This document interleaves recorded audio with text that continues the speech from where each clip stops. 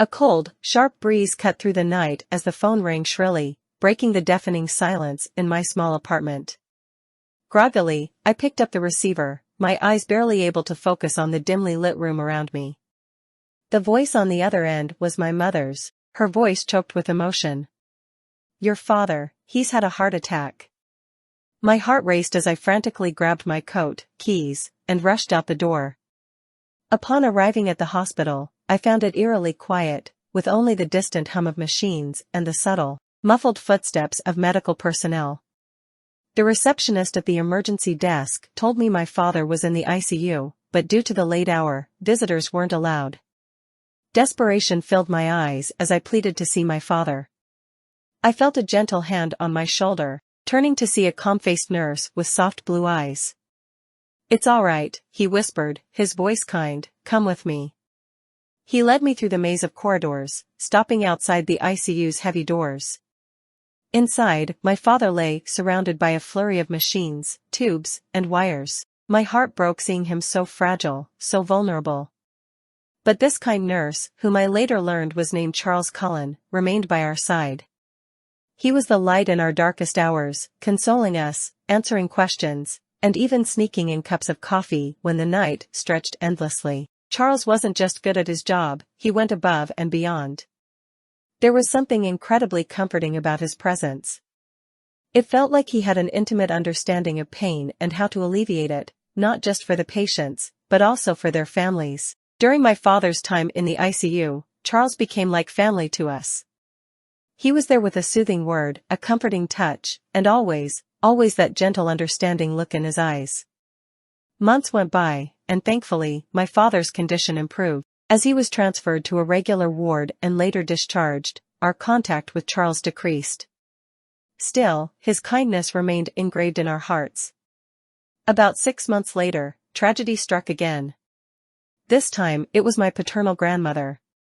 Rushing to the hospital, memories of my father's incident flooded back. This déjà vu was painful. But amidst all the chaos, a familiar face emerged. It was Charles. Once again, he was there like a guardian angel, taking care of my grandmother and comforting my distraught family. His presence was reassuring. With him around, it felt like everything would be okay. He was our lighthouse in the tempestuous sea of uncertainty. Life eventually settled into a routine, and the traumatic memories of the hospital faded, replaced by daily responsibilities and distractions. That was until one chilling afternoon, about a year later. I was at work when my phone buzzed.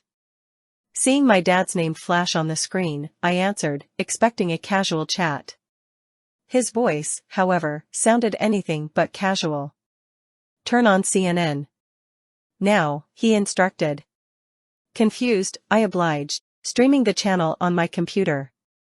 As the news anchor began to speak, images of the hospital flashed on the screen. Then, a photo of Charles Cullen appeared. Charles Cullen, the anchor announced gravely, a nurse who worked in several hospitals across the state, has confessed to the murders of up to 40 patients. My heart plummeted. The room seemed to spin around me. The same hands that had comforted, that had eased our pain, had taken lives? How? Why? The news coverage was extensive. Over the next few days, details emerged of how Charles had administered lethal doses of medications to unsuspecting patients. He had played God, deciding who would live and who would die.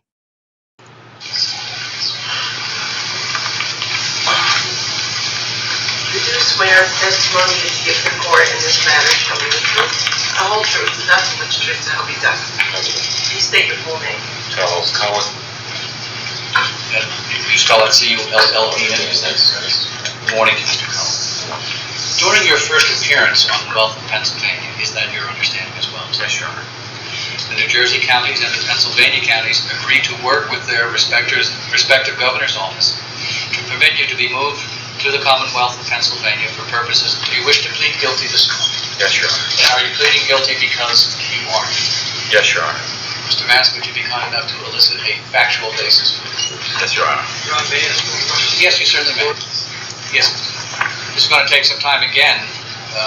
If you... Did you inject Ms. Stoker with any medication? Yes.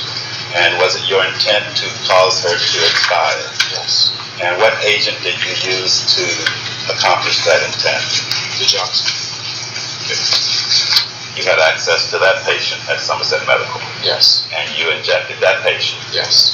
Without authorization? Yes. With the intent to cause death? Yes. And in fact that patient died? Yes. And the agent employed by you was? The Johnson. Accordingly, the court accepts the plea of Mr. Cullen, and we will schedule the matter for sentencing in a manner that allows for the terms and conditions of the plea agreement. The hospital became the epicenter of media attention. Families of former patients were in a state of shock, grief, and anger. There was a hurricane of emotions as everyone grappled to make sense of the revelation. Lawsuits were filed, investigations launched, and the healthcare system underwent intense scrutiny.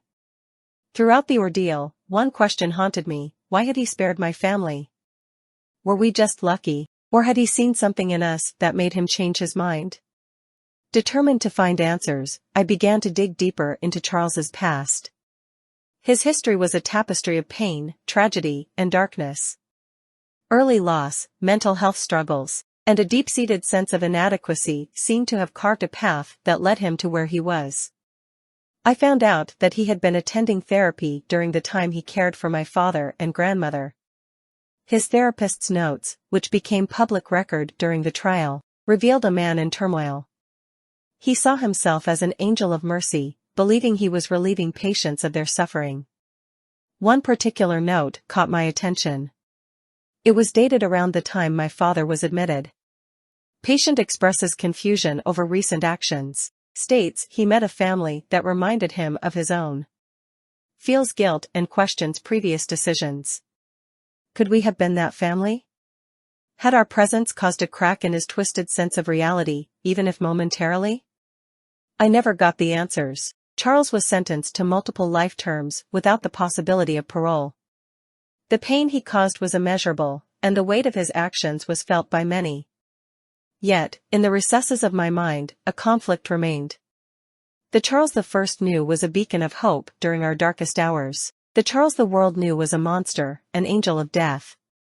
Years passed, but the memory of Charles never faded. I often found myself reflecting on the duality of human nature, of how deep-seated pain can manifest in unimaginable ways. But amidst the shadows, sometimes, a sliver of light can break through, reminding us of our shared humanity. In the end, Charles Cullen remained an enigma, a dark angel in disguise, whose actions served as a grim reminder of the fragility of life and the thin line between good and evil.